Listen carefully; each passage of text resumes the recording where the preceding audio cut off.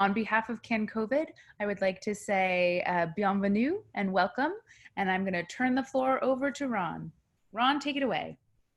Good. Thank you very much, Kimberly, and thanks to CanCOVID for inviting us to present a little bit about the book that we published along with a blog and a game about a month ago, but primarily focusing on four of the key issues, four of many issues that we see as very current and probably of interest to a research community such as CanCOVID.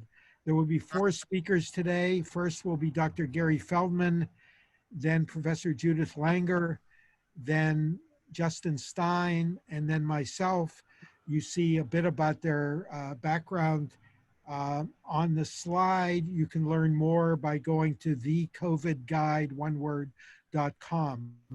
So without further ado, I'm going to pass it over to Dr. Gary Feldman, to talk about aerosol transmission of SARS-CoV-2. Thank you, Ron. So let me begin by saying that when it became clear that the coronavirus was spreading, it was really up to the World Health Organization and the individual health organizations in various countries to come up with a plan to deal with it. And their plans really were a problem, at least in the United States, but in many places because of the lack of the availability of N95 masks and other personal protective equipment. And so when they first began to give advice, they were very much constrained by these shortages. Now, how is the virus transmitted? Well, Dr. Lindsay Marr is a specialist in viral plumes, toiled away in obscurity, but developed a substantial body of research showing that very fine aerosols are a probable means of virus transmission. And this is different from what was ordinarily thought to be the case, which was that transmission was largely due to what we would call large respiratory droplets in the 50 micron size, which is about the width of a human hair, as opposed to fine aerosols, which are a tenth of that. So if there are such things as viral plumes in fine aerosols that hang for long times in unventilated or poorly ventilated spaces, this could certainly be a potential explanation for the super spreader phenomenon, in which we see large outbreaks arising out of events that occur in closed spaces, such as churches where choirs are singing and, of course, ventilating quite vigorously. Anyway, so now, if you believe that the transmission is in large respiratory droplets, the idea of having the public wear masks makes a lot of sense. Even a cloth mask that's relatively flimsy that covers the nose and mouth can certainly prevent large droplets from escaping during a cough or a sneeze, or even a lot of exhalation due to either exercise or singing or vociferous talking. Haranguing people on a soapbox might count. Anyway, the CDC, though, was worried, at least in the United States, that if they advised the public to wear masks as a protective measure, that immediately all available masks would be snatched up by the public and there would not be enough availability in hospitals to take care of an expected surge. So they refrained from giving that advice. And in fact, they initially advised the public not to wear masks. You may recall that. Well, we've seen the outcome of what's gone on in the United States and in the rest of the world, where this pandemic has spread widely and caused an enormous amount of problems, not only deaths, but also all kinds of casualties, including financial casualties. And so pretty soon the CDC changed its recommendations and began to recommend that the public wear masks. But this change in advice, in a health message, if you will, caused a great deal of confusion and in fact resulted in kind of a partisan calamity in some sense, at least in the United States. So now, Many scientists wrote to the WHO in light of the evidence suggesting that fine aerosols were also a problem. And both the WHO and the CDC were very reluctant to acknowledge this because it would mean an enormous change, a second change in health messaging. And already the first change in health messaging created an enormous amount of confusion. It was, shall we say, clumsily carried out. I think I need the next slide. So let's suppose we believe that fine aerosols are a significant means of transmission. First of all, cloth masks do relatively little to block fine aerosols as opposed to large respiratory droplets. So the mask advisory would have to change, particularly in closed and poorly ventilated spaces. One would really need N95 masks to do the job, and there's still a shortage of supply. I tried to buy some N95 masks recently. I found that I could buy a box of 250 for $1,500, or I could buy non-FDA approved PM95 masks, particulate matter N95 masks, that are actually not really approved N95 masks. And those were about $5 or $6 a piece, but they're not real N95 masks. Now they do work. And in Wuhan in particular, once the Chinese authorities recognized that the epidemic, at that point it wasn't a pandemic, was raging, they introduced proper personal protective equipment, including N95 masks, to all the medical personnel, and healthcare workers did not become sick and did not die the same way as took place in other countries. So finally, next slide.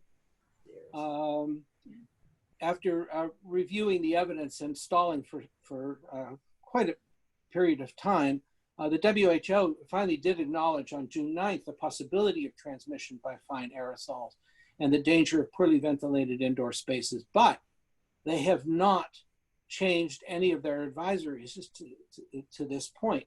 And they're stuck with a problem, which is if they were to make these changes, it would either be poorly acknowledged and poorly obeyed and somewhat futile, or if it were, it would create the very shortages that they were first concerned about. Moreover, I don't know whether you've been wearing N95 masks. I actually have some, and I have been wearing them in all public spaces, but they're difficult to endure over long periods of time, and it's very unlikely that the public would accept them in the kind of rigor that would be necessary for them to be useful. So WHO, CDC are stuck with a kind of conundrum and not sure how to move forward, and so they have done nothing to date. Thank you. In the beginning, you talked about how who didn't say wear masks.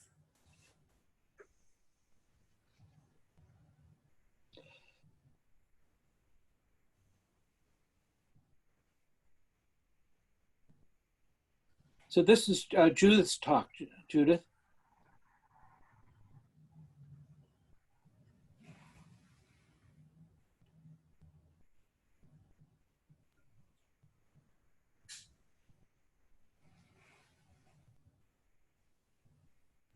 Judith, you're muted.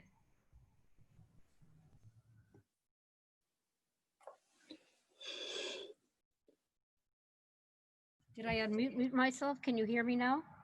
Yes, now we can hear you. Okay. I'm going to talk to you about, I think we have to back up, Justin. We have to back up to abuse and violence. Here we are.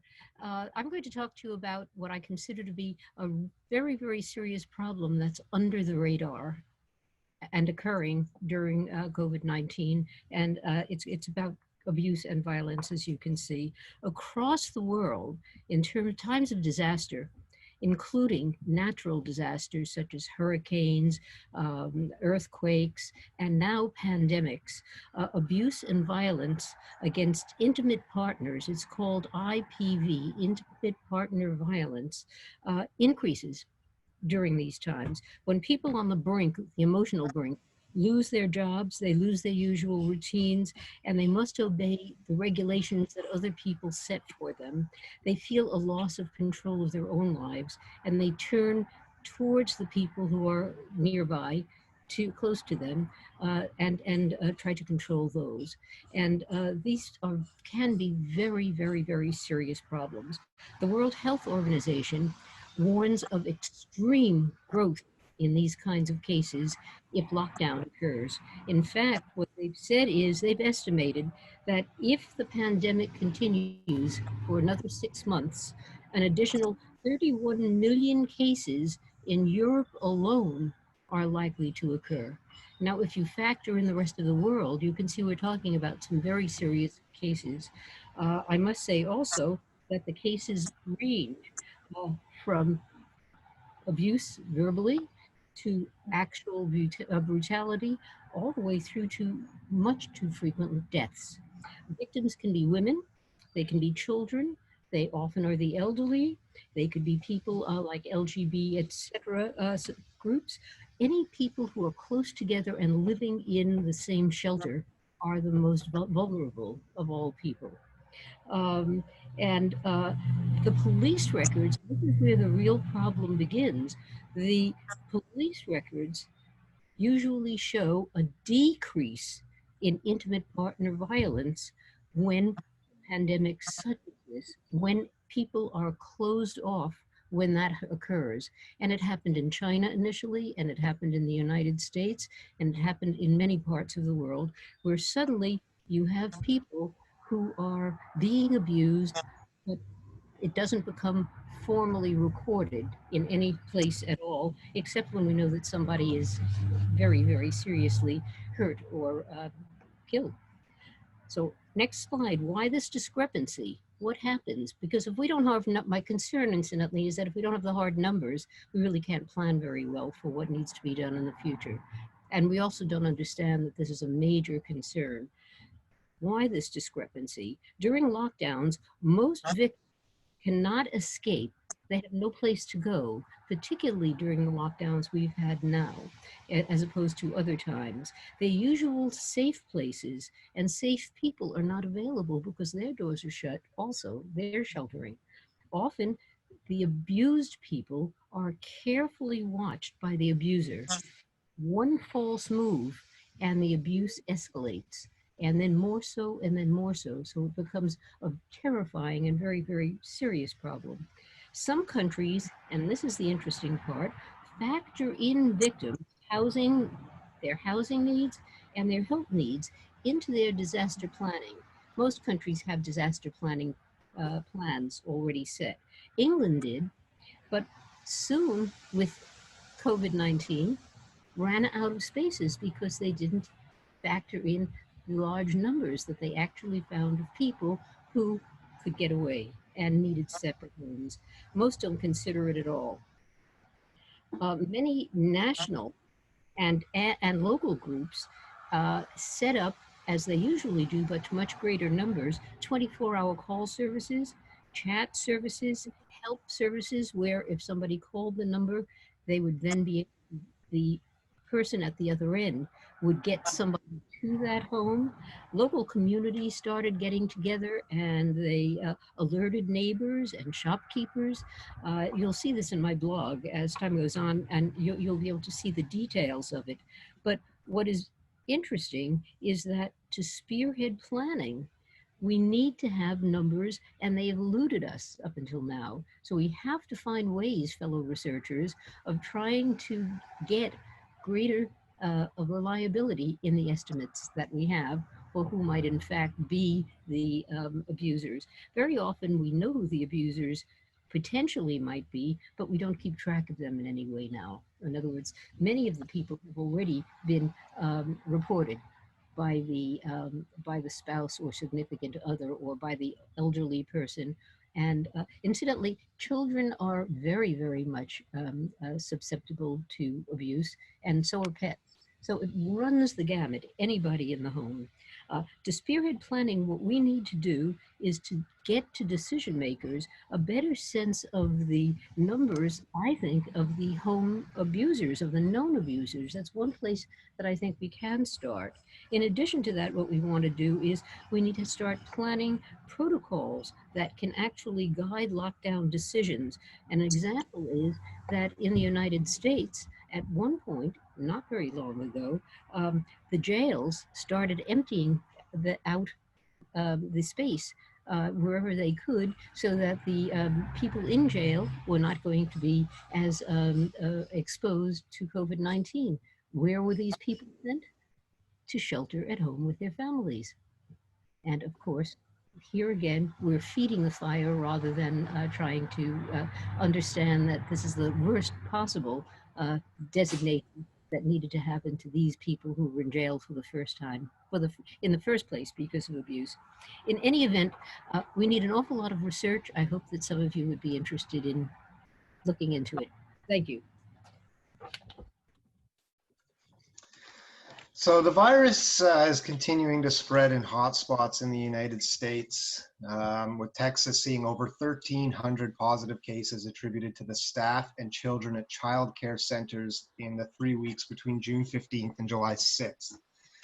In Texas, child care centers remain open, and early evidence is actually indicating that the kids in Texas have a lower infection rate and minimal symptoms compared to the rest of the population.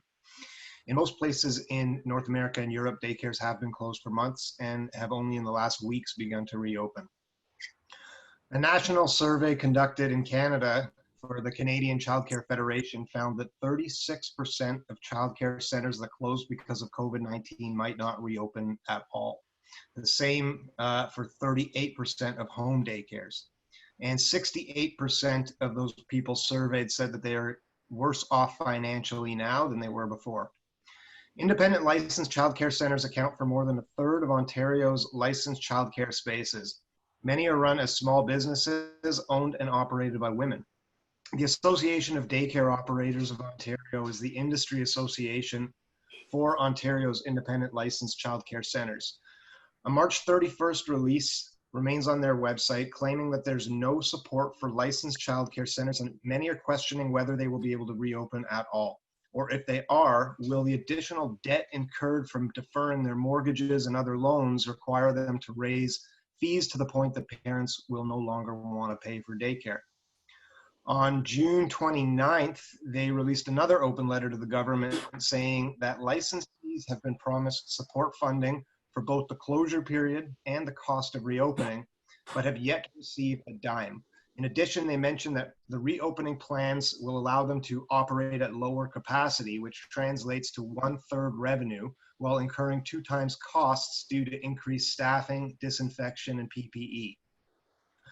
I've got a letter here from that was sent home to parents from a local daycare, and it outlines the new rules at that daycare. Number 1, capacity is decreased, which they're prioritizing first to children of frontline workers and then those who will lose their employment if they can't leave home to work.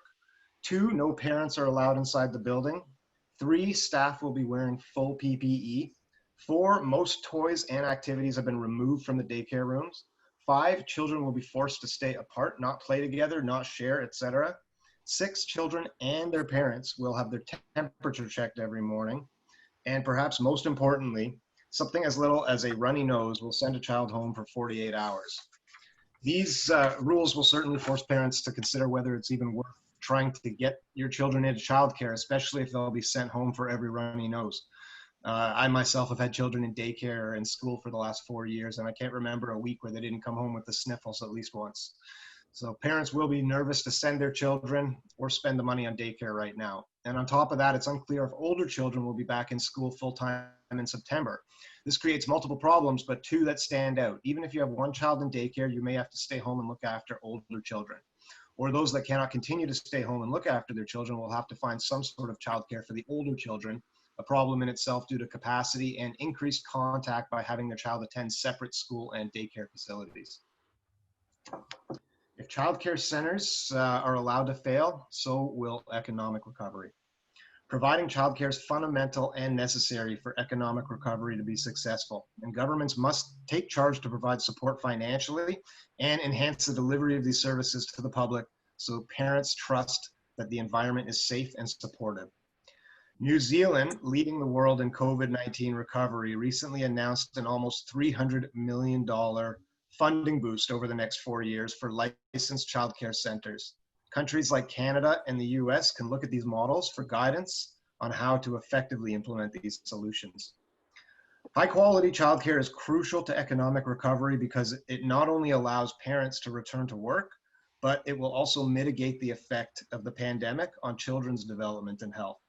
Children have seen slowed or paused academic progress, wider inequalities, mental health concerns, and some are dealing with living situations that are stressful and sometimes perilous, as Judith mentioned earlier. Educational childcare has been shown to be a cost-effective way to alleviate many of these disadvantages, and post-crisis, it will be more important than ever. Okay, Justin, if I could. All right, so I'm going to try, in the interest of time, to talk about our last topic rather quickly. The topic is shown on the slide: can the lives of seniors be spared in future pandemics? Canada has been a dismal place in this regard. 81% of Canadian COVID-19 related deaths have occurred in elderly care homes. The OECD average is a little over 40%. Canada's the worst of 16 countries.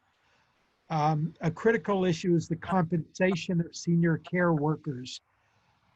PSWs, personal support workers, the average salary in Canada is $19 an hour. You can just imagine what it's like to work 40 hours a week at $19 an hour and try to support a family, or even with two incomes. Furthermore, the poor level of compensation results in many care workers working in multiple institutions, which has caused further spread of infection. The result has been that, and seemingly quite rationally, seniors living in care homes have been locked up. It has been described as prison by many people. They're not allowed out even for meals. This is starting to change now. They're not allowed to exercise. They can't go for a walk, and they can't see family. Could I have the next slide, please? Next slide, please. Okay. Family visits are now being possible, but with extreme restrictions. I was speaking to someone a day or two ago who said she and her husband were finally able to see his mother, who's in her 90s, I believe. And to do that, they would have to wear masks. They had to sit on opposite end of a long table, and the meeting had to be held outdoors despite the 90-degree heat.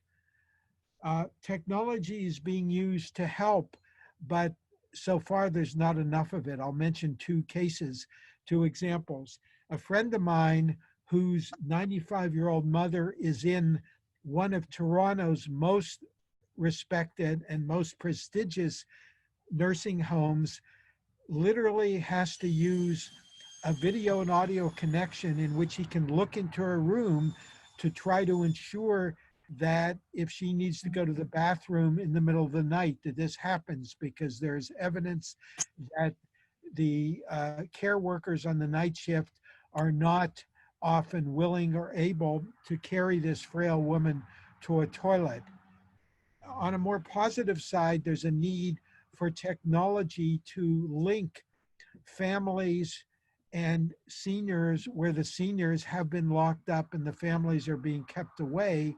And plug acknowledged, I'm a principal in a firm called Family Net Communications, which is just about to announce its Easy Connect solution to provide one avenue to allow frail, we call them tech-shy seniors, some of whom might have poor vision or hearing or motor control or cognition, to connect easily with family members.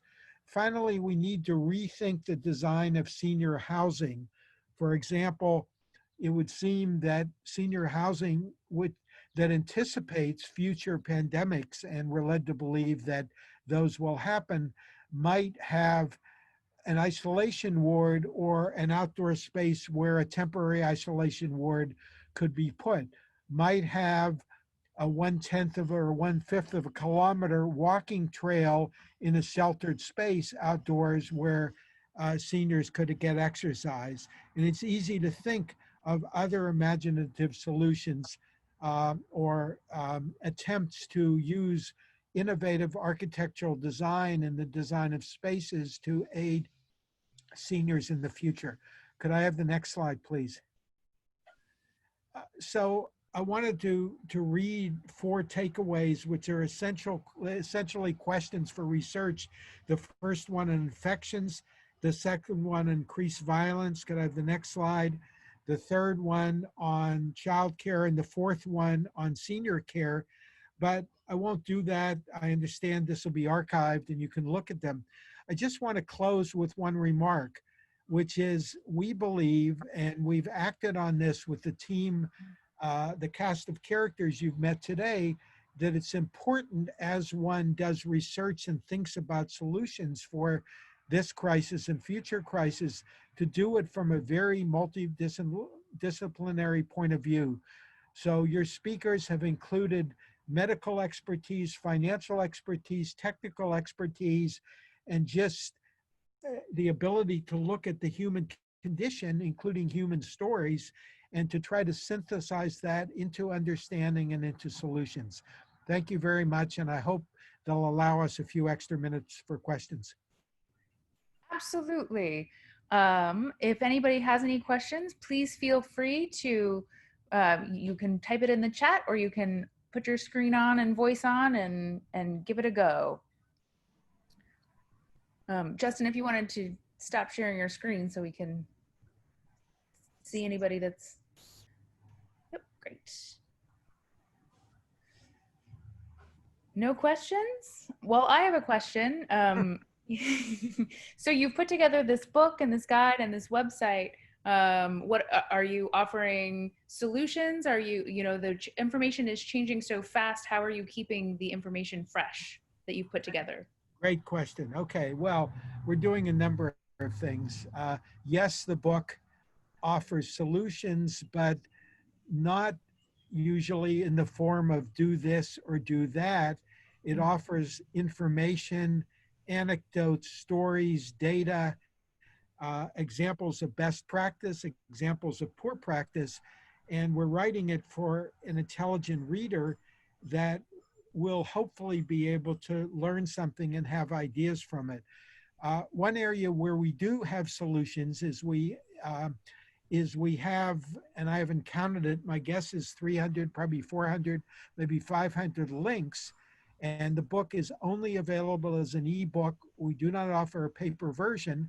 All these links are clickable, and this will lead you both to additional resources, background information, et cetera, as well as software and websites that are useful. And in this sense, the websites and the software do represent solutions. So in that sense, our title, which is really the COVID Solutions Guide, is apropos. How do we keep it up to date? Well, it's a struggle. We have a blog, and up till now, the blog hasn't been very active, but my goal is to start publishing 2 or 3 posts a week, including guest posts. We have a game called the COVID Solutions Game, which encourages people to go out and snap pictures of heartwarming adherence to physical distancing and gross flagrant violations of physical distancing. The prizes are not great, but you will be famous. And we are talking about a second edition, but we don't know if we will have the energy to do it and when. I personally hope we will do it in time for Christmas presents, but we'll see. I just want to make one comment. One of the slides that I presented was not accurate. It wasn't until July 9th that WHO acknowledged the issue of fine aerosols, but the slide said June 9th. That's just a mistake.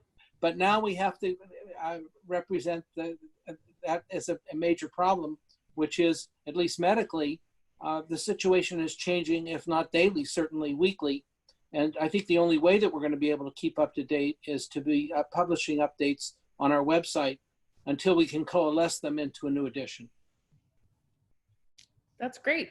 I will also add that it doesn't seem like we're going to be going back to normal anytime soon, really, anywhere in the world. So the longer things remain a little different than we're kind of used to, I think the longer the book will remain relevant as well. Well, and it's very true, as you mentioned so well, there are so many different complex parts to this problem that it's not just a biomedical, it's not just a virus problem, it's a humanity problem at this point for the pandemic. Fred has a question. How do you contrast use of cloth masks versus N95 respirators? Well, the idea behind cloth masks were to prevent the spewing of respiratory droplets outward. Nobody is making cloth masks that are sufficient to protect you from inhaling. So these were designed to cut the transmission from infected, maybe asymptomatic carriers out into the susceptible population.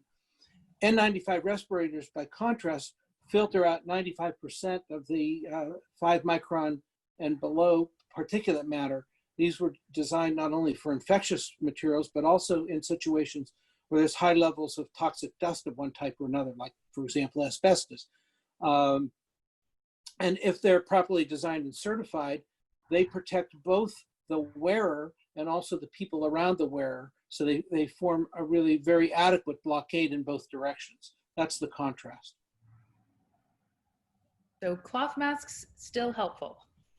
Helpful in one direction, but not the other. Out, but not in. Yes, absolutely. Well, if we don't have any more questions, we are at our time. I want to thank you very much for sharing all of your research and this fabulous resource, and encourage everyone to go to this site and check it out.